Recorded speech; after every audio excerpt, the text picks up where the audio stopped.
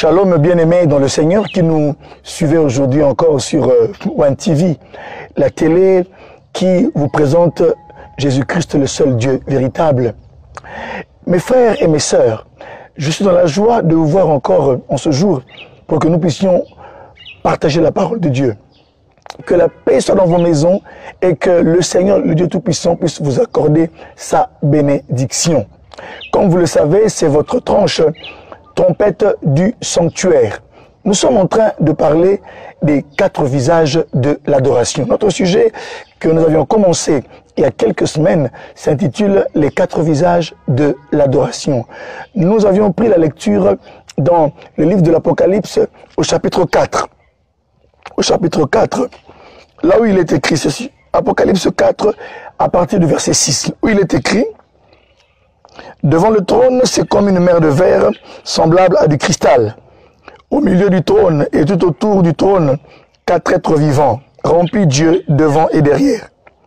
Le premier être vivant est semblable à un lion, le deuxième être vivant est semblable à un veau, le troisième être vivant a comme un visage d'homme, et le quatrième être vivant est semblable à un aigle en plein vol. Verset 8, les 4 êtres vivants ont chacun 6 ailes, et ils sont remplis Dieu tout autour et au-dedans. Ils ne cessent de dire jour et nuit, Saint, Saint, Saint est le Seigneur Dieu, le Tout-Puissant qui était et qui vient. Verset 9, et quand les êtres vivants rendent gloire, honneur et action de grâce à celui qui est assis sur le trône, à celui qui vit au siècle des siècles, les 24 vieillards se prosternent devant celui qui est assis sur le trône et ils adorent celui qui vit au siècle des siècles et ils jettent leur couronne devant le trône en disant: tu es digne, notre Seigneur et notre Dieu, de recevoir la gloire, l'honneur et la puissance, car tu as créé toutes choses et c'est par ta volonté qu'elles existent et qu'elles ont été créées. Bien-aimés, nous avions bien sûr vu que ce livre, c'est la vision, c'est la révélation que le Seigneur a donnée à l'apôtre Jean lorsque ce dernier a été déporté dans l'île de Patmos. Et là-bas, sur l'île de Patmos, il recevra justement des révélations. Jésus lui apparaîtra et lui donnera plusieurs visions que Jean va retenir et noter. Mais là, au chapitre 4, il dit qu'une voix lui dit: monte ici et je te ferai voir les choses qui doivent arriver dans la suite. Comme je vous l'ai dit, il verra le trône, il verra bien sûr la cour, ce qu'on peut appeler la cour de Dieu, les 24 vieillards, mais dans la proximité du trône, il verra également 4 êtres mystérieux qui ont des yeux tout autour et au-dedans, qui, le premier ressemble à un lion, le deuxième à un veau, le troisième ressemble à un homme, le quatrième à un aigle qui vole. Je vous avais dit qu'après avoir lu, après avoir fait des recherches pour voir ce que cela pouvait signifier, nous avons appris beaucoup de bonnes choses, mais notre curiosité n'a pas été satisfaite.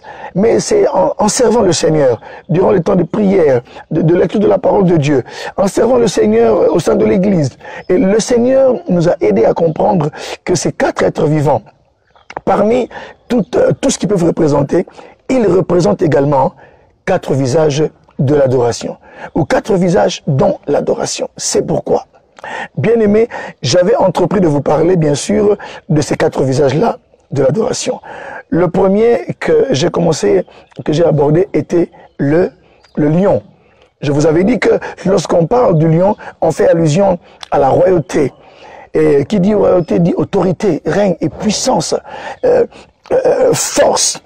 Remarquez que en lisant, bien sûr, parce que toute révélation doit être corroborée avec la parole de Dieu, nous avions lu le livre de Romains, chapitre 1, verset 19 à 20, où il est écrit ceci, que la puissance éternelle de Dieu, sa divinité, les perfections invisibles de Dieu sont visibles à l'œil nu lorsqu'on le considère dans ses ouvrages. C'est-à-dire que la création tout entière, le règne animal, le règne végétal, renferme les perfections invisibles de Dieu, sa divinité ainsi que sa puissance éternelle.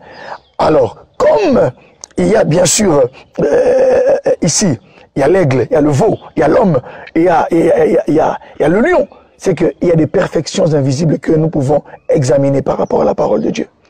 Et nous avions dit que le lion désignait la royauté. J'ai parlé de la conquête. J'ai parlé également de l'assurance. J'ai parlé également de la puissance. Vous vous souviendrez dans 2 Samuel 1, 23, lorsque Saül et Jonathan sont morts, David les pleure et il dit, Jonathan et Saül étaient forts comme des lions, agiles comme des aigles. Et après, je vous ai parlé bien sûr de la gloire des rois. Dans Proverbe 25, verset 1 à 2, où on dit que la gloire des rois, la gloire de Dieu plutôt, c'est de cacher les choses. Et la gloire des rois, c'est de sonder ces choses-là. J'ai parlé un peu de cette dimension-là. Mais aujourd'hui, j'aimerais parler également de la majesté. La majesté. Bien-aimés dans le Seigneur. Aujourd'hui, j'aimerais vous parler, c'est la 6e chose, de la majesté. Lorsque vous regardez le lion, il n'y a pas, bien sûr, à vous dire grand-chose. Nous savons tous que le lion n'a jamais été, comme on dit populairement, c'est le roi des animaux. Eh bien, en tant que représentant la royauté, il a la majesté. La majesté, selon ce que dit le dictionnaire, la majesté, c'est un air de grandeur propre à inspirer de l'admiration et du respect. C'est un air de grandeur propre à inspirer le respect et l'admiration. Bien-aimés dans le Seigneur, j'aimerais lire avec vous le livre de Proverbes, chapitre 30, versets 29 à 30. Proverbes 30, versets 29 à 30. Je vais lire. Il y en a 3 qui ont une belle allure et 4 qui ont une belle démarche. Le lion, on commence par le lion, hein? Le lion, le héros des animaux, qui ne recule devant personne. L'animal de combat au rein solide ou le bouc, et le roi dont l'armée est avec lui. Vous voyez, on parle de 3 qui ont une belle démarche, qui ont une belle allure. Et parmi ceux qu'on cite, on cite également le lion. Le lion est le héros ou le roi des animaux. Alléluia. Remarquez que lorsque ici je parle de majesté, mes frères et mes sœurs, j'aimerais ici faire bien sûr allusion à tout ce qui peut entourer l'enfant de Dieu. Frères et sœurs, l'adorateur, le vrai adorateur, comme le dit Jésus, ils adoreront le Père en vérité et en esprit. Frères et sœurs, ici, l'adoration, j'avais dit avant, nous communique la puissance. C'est un ministère de puissance. Ça nous communique également l'esprit de la mission, la conquête. L'adoration nous communique l'assurance. Et que quand l'adoration a le visage du lion, elle implique toutes ces perfections-là, toute cette puissance-là que Dieu déverse sur son peuple. Mais j'avais expliqué le mot adoration. Ici, j'aimerais juste avancer avec vous en disant, en abordant la majesté, en disant que le vrai adorateur, lorsqu'il se retrouve devant la présence de Dieu, fréquenter le trône de Dieu, la cour de Dieu, dans une adoration sincère, réelle, profonde. Bien sûr, Jésus dit que les vrais adorateurs, ceux que le Père cherche, ils sont dans la vérité et dans l'esprit. Ils adorent en vérité et en esprit. Remarquez que j'aimerais dire ceci. Mon point est le suivant. Lorsque nous sommes dans la présence de Dieu, bien aimé, l'adoration fait en sorte que le croyant puisse revêtir la majesté de Dieu. Lorsque vous êtes mis en contact avec un corps, par exemple, lorsque vous mettez un morceau de fer à côté du feu, à la longue, ce morceau de fer va bien sûr acquérir quelques propriétés du feu. La chaleur, par exemple. C'est pourquoi celui qui fréquente le trône de Dieu, lui aussi est en train de revêtir la grandeur. Il est en train de revêtir, bien sûr, cet air de grandeur qui inspire le respect, qui inspire l'admiration. C'est ici une dimension où l'enfant de Dieu doit comprendre que lorsque nous sommes dans la présence de Dieu, certes, l'adoration est un moment où nous faisons un service pour la gloire de Dieu. Nous adorons le Seigneur. Nous lui disons de belles paroles. Nous chantons pour lui. Nous nous prosternons. Car, vous avez dit la fois passée que pour le Nouveau Testament, le mot adoration ou adorer, en grec, c'est proskuneo, qui veut dire se prosterner. Ce qui veut dire que l'adoration est un temps où le chrétien s'abaisse, est un ministère de soumission, où l'enfant de Dieu reconnaît que lui, il n'est rien, où par ses paroles ou par ses gestes, il s'incline au devant de Dieu et laisse à Dieu seul la grandeur. Il laisse à Dieu seul de rester sur le trône. Imaginez-vous que lorsque les 24 vieillards se prosternent, lorsque les 4 êtres vivants se prosternent, il n'y a qu'un seul qui reste sur le trône. C'est bien sûr l'Éternel des armées. Et nous aussi sur la terre, lorsque nous nous prosternons, il n'y a qu'un seul qui reste, bien sûr, sur son trône. C'est le Seigneur des armées. Frères et sœurs, mais lorsque maintenant le croyant, là je parle de majesté, il est en train d'adorer le Seigneur, il est en train de revêtir la majesté. Qu'est-ce qui fait la majesté du lion? Remarquez, faites-vous une image du lion. Qu'est-ce qui fait que le lion soit majestueux? C'est sa crinière. Alléluia. C'est sa crinière. Mais pour nous aujourd'hui, enfants de Dieu, qu'est-ce qui peut faire la majesté de l'enfant de Dieu ou de l'adorateur? C'est la présence de Dieu. Alléluia. Je parle de la présence de Dieu. Je me souviens ici d'un thème que mon père spirituel, le prophète Gary King, avait prêché. Il s'agissait des porteurs et des gardiens de la présence de Dieu. Mes frères et mes sœurs, lorsque un enfant de Dieu se retrouve devant la présence de Dieu, lorsqu'il se retrouve devant un Dieu majestueux, ce Dieu-là lui communique sa majesté. Et ce qui fait en sorte que ce n'est pas la peine que quelqu'un puisse le clamer et le dire tout haut, mais automatiquement, lorsque vous fréquentez le vrai Dieu, lorsque vous passez du temps dans sa présence, il y a ce qu'on appelle la loi, ce que nous appelons la loi de l'exposition. Vous êtes exposé à la majesté de Dieu. Et vous rendez un culte à Dieu. Nous ne recherchons pas la majesté, mais le lion, l'image du lion, quand l'adoration à l'image du lion, elle fait en sorte que le croyant en lui-même, par contre-coup, il devient lui-même quelqu'un qui porte la présence de Dieu. Et c'est cette présence de Dieu-là qui rend l'enfant de Dieu majestueux. Alléluia. Ce n'est pas ici un sujet d'orgueil, mais c'est ici un sujet où l'enfant de Dieu doit comprendre que lorsque il fréquente Dieu, il a la majesté de Dieu qui rayonne et qui se reflète. J'aime ce que dit l'apôtre Paul aux Corinthiens. Il dit ceci. Il dit, nous aussi, le visage découvert, nous reflétons la gloire de Dieu. Nous contemplons Dieu à visage découvert et nous reflétons sa gloire comme un miroir reflèterait la lumière. Remarquez ce qui se passe avec Moïse. Alléluia. La Bible dit que Moïse, après avoir passé du temps dans la présence de Dieu, lorsqu'il est descendu, les enfants d'Israël ne pouvaient pas le regarder. Pourquoi? Parce que il y avait la gloire de Dieu qui se reflétait sur son visage. Son visage commençait à briller. Ça, c'était la présence de Dieu. Après avoir passé du temps dans sa présence. C'est pourquoi, souvent, beaucoup de gens ont le temps. Ce n'est pas mauvais de demander la puissance. Alléluia. Ce n'est pas un péché d'aller demander à Dieu de nous remplir de sa présence, de sa puissance. Mais il y a une voie, une autre voie, une voie par excellence. Lorsque quelqu'un fréquente Dieu, le vrai adorateur, lorsque l'adoration à l'image du lion, je vous avais dit la fois passée que lui-même, l'adorateur également commence à revêtir cette face-là.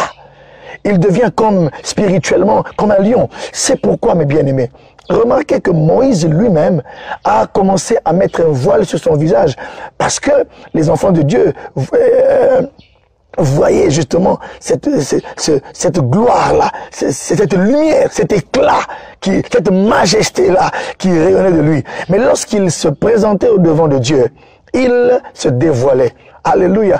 Parce que il n'y a que Dieu qui pouvait bien sûr, et ce n'est que devant Dieu qu'il pouvait se dévoiler. Mais devant les hommes, il se voilait. Mais l'apôtre Paul dira que Moïse se voilait parce que la gloire était en train de diminuer. Mes frères, maintenant imaginez-vous que quelqu'un fréquente chaque jour la présence de Dieu. C'est pourquoi il y a une dose de la présence de Dieu. Il y a une dimension de la présence de Dieu que vous allez porter en ce temps de la fin. J'aime ce que dit Jésus à Jean. Monte ici et je te ferai voir les choses qui doivent arriver dans la suite. Avant de voir la guerre d'Armageddon, avant de voir la grande Babylone tomber, avant de voir toutes ces grandes choses, ces grandes révélations que Jésus a montrées à Jean, il lui a montré d'abord la cour de Dieu. Et parmi les choses qu'il lui montre, il lui montre les 24 vieillards, il lui montre le trône de Dieu, il lui montre également les êtres vivants. Il lui dit, regarde ce qui doit arriver dans la suite. Et je suis en train de vous interpeller, de vous dire que ces choses qui étaient cachées autrefois à certaines personnes, Dieu est en train aussi de nous les révéler afin que l'armée de Dieu du temps de la fin puisse comprendre que le guerrier que Dieu appelle au combat, le nouveau modèle de guerrier, je vous en parlerai si Dieu fait grâce une fois, Dieu voulant, que Dieu, le Saint-Esprit nous a dit de la part du Seigneur un jour que le nouveau modèle de guerrier que Dieu appelle au combat, c'est un être spirituel accompli. Et c'est celui qui est un être spirituel accompli, qui porte la présence de Dieu, qui porte la puissance de Dieu. C'est celui-là qui porte bien sûr la majesté et le feu de Dieu. C'est pourquoi ne porte pas le feu n'importe qui. Ici je parle aux hommes et aux femmes, non seulement qui sont puissants, mais qui sont capables de garder cette présence-là. Je parle ici de la crinière dont le lion ne peut pas se séparer. C'est pourquoi on a connu les hommes et les femmes qui étaient puissants, mais après quelques années qui ne sont plus puissants. Pourquoi? Ils n'ont pas su garder, vivre dans cette image du lion-là. Mais vous qui me suivez aujourd'hui, vous avez le temps de garder et de manifester la puissance de Dieu. C'est pourquoi nous avons vécu à certains moments donnés, lorsque quelqu'un arrive quelque part, je ne sais pas, certains occultes ou certaines personnes appellent cela aura, mais nous appelons cela la présence de Dieu. Alléluia. Nous appelons cela la présence et la majesté de Dieu. C'est justement cette crinière-là que tous les croyants doivent porter. C'est pourquoi, lorsque vous observez le lion de loin, avant même qu'il ne puisse rugir, déjà la présence de Dieu, déjà la crinière qu'il porte vous inspire de la crainte. C'est pourquoi aujourd'hui, où sont ces enfants de Dieu? Où sont ces serviteurs du Seigneur qui, lorsqu'ils vont apparaître quelque part, les démons diront non. J'ai vu des endroits, laissez-moi vous parler des expériences de certaines personnes, pour ne pas dire des expériences privées, personnelles. Il y a des endroits où certains serviteurs de Dieu se sont présentés. Les démons qui étaient dans quelqu'un se mettent à dire non, pas lui, que lui ne s'approche pas de nous. Pourquoi? Parce qu'ils voyaient la présence de Dieu. Bien-aimés dans le Seigneur. Mais ceux qui étaient là aussi étaient des enfants de Dieu. Mais lorsque un autre se présentait, là c'était autre chose. J'aime l'histoire où les disciples de Jésus étaient en train de chasser un démon. Ils n'ont pas pu le chasser. Ils sont revenus vers leur maître. Ils ont dit, mais on essaye de prendre autorité et de chasser ce démon du corps de cette personne.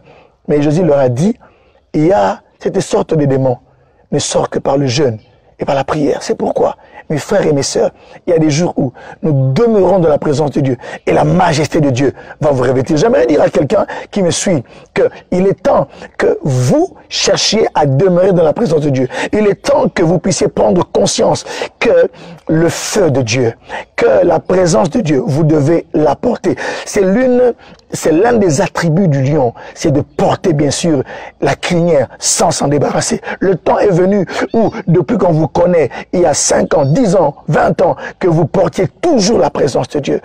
Mais le diable fera en sorte qu'il puisse vous couper la crinière, comme on l'a coupé à Samson. Samson a dit à Delilah, le secret de ma force se trouve dans mes cheveux.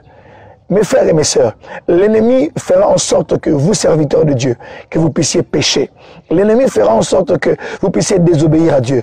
L'ennemi fera en sorte de vous pousser à des fautes pour que, bien sûr, vous perdiez certaines choses qui font la majesté, qui inspirent l'admiration, qui inspirent le respect, non seulement pour le monde des ténèbres, mais également pour les hommes de ce monde. Bien-aimés dans le Seigneur, remarquez que lorsque Samson lorsqu'on a coupé ses tresses, les Philistins l'ont attaqué, il a voulu se défendre comme à son habitude, mais la Bible dit, il a oublié que l'Éternel s'était retiré de lui. L'heure est venue où chaque enfant de Dieu doit porter la présence de Dieu comme la crinière du lion, sans s'en débarrasser chaque jour. Mes frères, être un porteur et un gardien de la présence de Dieu est un privilège. Mais c'est aussi une lourde responsabilité, celle de représenter le respect, la majesté de Dieu. Il n'y a plus beaucoup d'hommes et de femmes qui inspirent le respect. Il n'y a plus beaucoup d'hommes et de femmes qui inspirent la crainte de Dieu. C'est pourquoi j'aimerais vous dire une chose. Pour garder, bien sûr, en tant qu'enfant de Dieu, garder en tant qu'adorateur, garder cette crinière-là, il vous faut une chose. La première, passer du temps dans la présence de Dieu. La deuxième, il vous faut vivre dans la sanctification. Vous comprenez cela? La sainteté, la présence de Dieu, la sanctification. Il vous faut aussi être un homme qui lit et obéit à la parole de Dieu.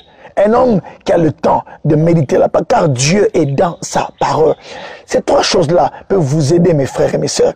La quatrième chose, ce sont bien sûr des disciplines personnelles qui peuvent vous aider aussi. Parce que lorsque vous observez même les lions, lorsque vous les observez vivre, tous n'ont pas la même fourrure. La crinière n'est pas la même. Certains ont une crinière plus fournie. Vous direz bien sûr oui, ils sont plus âgés. Mais aussi maintenant ici, la majesté que vous portez, la puissance que vous portez dépend de la manière dont vous passez du temps dans la présence de Dieu. Dépend également aussi de la manière dont vous vivez la sanctification, la manière dont vous restez devant la parole de Dieu. Ça dépend également aussi de la manière dont vous entretenez votre discipline personnelle. Frères et sœurs, ces choses-là peuvent vous aider à maintenir et entretenir le feu et la présence de Dieu. Aujourd'hui, il est clair et net que beaucoup d'enfants de Dieu, beaucoup d'adorateurs ont désobéi à certaines choses. J'aime ce que dit l'apôtre Paul. Il dit, je traite durement mon corps, de peur d'avoir prêché aux autres et qu'après moi-même, je ne sois disqualifié, je ne sois rejeté. C'est pourquoi, mes frères et mes sœurs, j'aimerais lancer un appel vibrant aux porteurs et aux gardiens de la présence de Dieu. Dieu s'investit en vous. La présence de Dieu, la présence ou la puissance qu'il investit en vous, c'est pour justement, pour le service, c'est pour justement que Dieu se révèle parmi les hommes, c'est pour que son règne s'établisse partout où Jésus passait. Remarquez qu'il portait la présence de Dieu, il portait la crinière, il portait cette puissance, cette présence-là. Il, chaque jour, dit la parole de Dieu, quand il faisait encore sombre, Marc 1,35, il se retirait et passait du temps dans la présence de Dieu. C'est pourquoi, j'aimerais vous dire une chose bien aimée, quand des démons le voyaient, ils disaient, qu'y a-t-il entre toi et nous? Qu'y a-t-il entre toi et nous? Et il criait parce qu'il ne supportait pas la présence que Jésus dégageait. Aujourd'hui, peu de personnes peuvent dire qu'aujourd'hui, ils inspirent le respect. Ils inspirent le respect. Qui vont parler au roi? Qui vont parler comme le prophète Nathan, qui a parlé au roi David, comme Jean-Baptiste, qui n'a pas eu peur de dire la vérité à Hérode, même s'il a été décapité. Qui va avoir l'audace? Parce que vous n'avez pas de majesté. Vous n'êtes pas un porteur de la présence de Dieu. Vous avez peur du roi. Celui qui porte la présence, la crinière, en tant que présence de Dieu. Celui qui porte, quand je parle de crinière, vous comprenez le langage spirituel, c'est cette présence de Dieu. Vous n'aurez pas peur d'un roi de ce monde. Vous pourrez dire au roi la vérité. C'est pourquoi nous avons besoin en ce temps d'hommes et de femmes dans l'armée de Dieu qui sont devant Dieu et qui portent cette crinière-là, qui auront le courage et l'audace de dire même à un roi comme Élie, lorsque Akab le voit, il dit, c'est toi qui troubles Israël? Non, Élie dit non, c'est toi et la maison de ton père qui troublez le peuple entier. Alléluia. Et lorsque Élie va parler, il va dire, il n'y aura pas de pluie sinon à ma parole. J'aime l'une des conséquences, laissez-moi finir par une des conséquences, on va continuer après. La prochaine fois, on parlera des prérogatives, justement, de la royauté. Je vous parlerai des avantages de la royauté. Il y aura des prérogatives divines.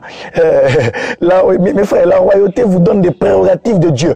Élie dit à Akab, sinon à ma parole, il n'y aura pas de pluie sur ce pays. Et il y a eu une sécheresse pendant 3 ans et 6 mois. Souvenez-vous de Gabriel. Lorsque vous lisez Luc 1, à partir du verset 20 et les suivants, lorsqu'il annonce à Zacharie que tu auras un enfant, Zacharie dit, mais je suis dans un âge avancé, comment pourrais-je enfanter? Il lui dit, écoutez la réponse de Gabriel. Il n'a pas été envoyé pour déclarer cette parole-là à Zacharie, mais il lui dit ceci, je suis Gabriel, alléluia, je me tiens devant la présence de Dieu et je te dis que tu seras muet jusqu'à ce que ces choses s'accompliront, et cela a pris effet.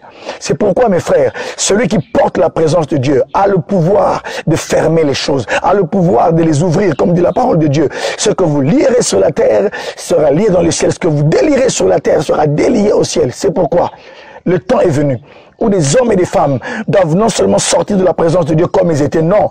Les vrais adorateurs de ce temps de la fin, les guerriers que Dieu élève en ce temps, sont des êtres spirituels accomplis qui savent porter la présence de Dieu. Mes frères et mes sœurs, ils vont la porter, ils vont sortir de la présence de Dieu avec cette majesté-là. Ils la porteront dignement. Ils vont se montrer dignes de l'appel de Dieu. Ils ne vont pas trahir le royaume de Dieu. Ils ne vont pas trahir la race du Seigneur. C'est pourquoi, mes frères et mes sœurs, l'heure est venue où la majesté de Dieu, Dieu est en train de revêtir ses adorateurs de sa majesté. Que Dieu vous bénisse. On se retrouve dans l'émission prochaine.